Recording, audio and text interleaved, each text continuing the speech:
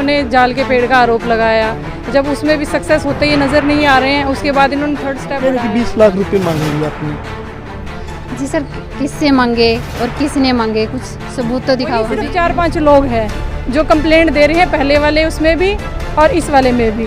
लगातार ये सिर्फ इन्होंने जातिवाद की वजह से ही कर रहे हैं। ये लोग जो इंटरव्यू दे रहे हैं, जो वीडियो में आ रहे हैं, वो है कौन?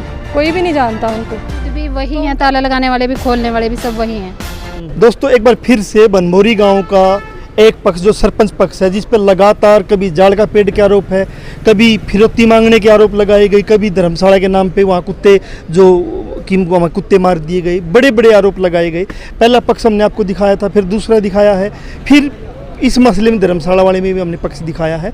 अब आज फिर एक बार डीसी साहब से मिलने के लिए जो सरपंच पक्ष है, वो बड़ी तादाद में गांव के लोग आए हैं, वो हम एक बार अब दिखा रहे हैं। तो हमारे साथ कविता मैम है, जो पहले वाले मसले भी हम जानकारी चाहिए थी।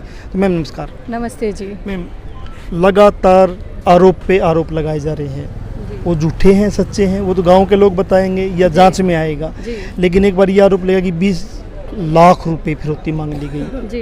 फिरौती बोला उन्होंने जी। और उसके बाद पहले जाड़ का एक मसला था जी।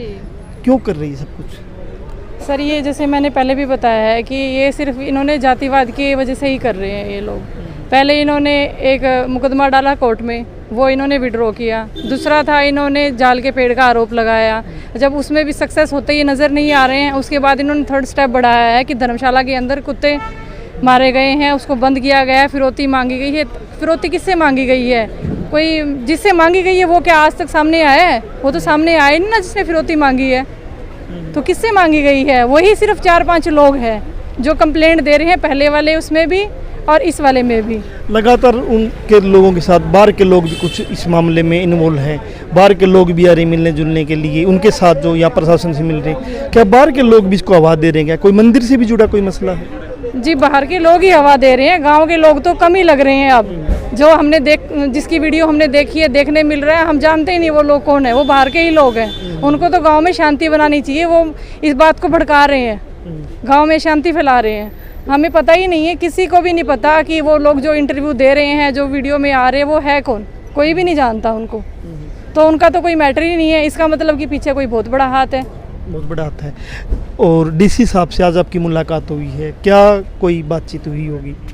डीसी साहब ने आश्वासन दिया है जी, जो भी उचित कार्रवाई होगी मैं वो करूँगा, दोनों पक्षों को सुनने के बाद। मैं आपसे एक जानकारी चाहता हूँ, आप एडवोकेट हो, कि एक महिला है, सरपंच है, और वो आज जिस कंडीशन में है, मेडिकल कंडीशन जो है, और जिस प्रकार से उस पे आरोप लगाए जा रहे हैं, तो वो मानसिक क्या फर्क पड़ता, प्रभाव पड़ता है उस पे, उसके बच्चे पे, और उसका जिम्मेवार कौन होगा कानूनी तौर पे अगर कुछ कल को कुछ गलत हो जाता है?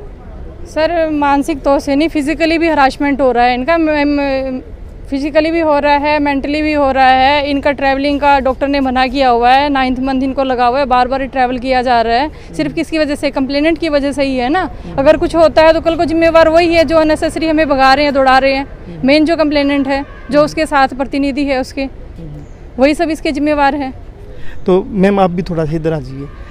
गाँव की आप सरपंच हो, लगातार आरोप पे आरोप लगा रहे हो। सरपंच बने तो इसलिए होंगे, कोई भी सरपंच बनता है कि है गांव में हम कुछ काम कराएंगे और गांव में सामूहिक विकास करवाएंगे, लेकिन लगातार आरोप पे आरोप, जवाब पे जवाब। एक तरफ आपकी जो मेडिकल कंडीशंस है, तो इस दौर में दिमागी तौर पे क्या सोच रहे हो कि कोई पंगा तो नहीं ले लिया सरपंच बन के? नहीं सर, ऐसा नहीं सोचते। हम सरपंच बने ही हैं, गाँव के लोगों ने हमें जो साथ दिया है, सहयोग दिया है, हमें सरपंच बनाया गांव का विकास करने के लिए, और ये काम हम कर भी रहे हैं सर सही ढंग से। लेकिन गांव के कुछ लोग हैं जिनको ये हजम नहीं हो रहा कि हम अच्छे काम कर रहे हैं, इसलिए वो हमारे ऊपर आरोप लगाए। कह रहे कि 20 लाख रुपए मांग लिया आपने। जी सर, किससे मांगे और किसने मांगे, कुछ सबूत तो दिखाओ हमें। ये मसला था क्या? ये ताला लगाने वाला मसला क्या था? ताला लगाया गया है या नहीं लगाया गया? नहीं, कुछ नहीं सर, वो ऐसे ही झूठ बोल रहे हैं। खुद भी वही हैं, ताला लगाने वाले भी, खोलने वाले भी, सब वही हैं। उसमें हमारा कोई रोल नहीं है सर। तो आप आज डीसी साहब से मिले हो, संतोषजनक आपको संतुष्टि है कि वो ठीक कार्रवाई कर रही? देखते हैं सर, वो तो उन्होंने बोला है भाई, हम देखते हैं अपने हिसाब से। आपको फिलहाल तो हमें आश्वासन नहीं दिया गया है सर। आश्वासन नहीं दिया है।